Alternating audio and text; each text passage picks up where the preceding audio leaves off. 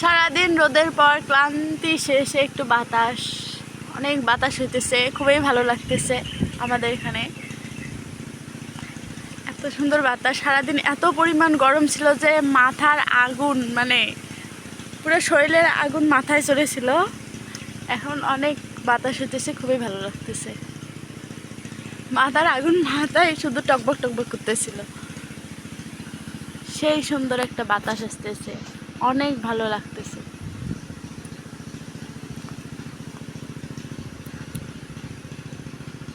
আর সেই সুন্দরে আমি হাতে চুরি করেছি।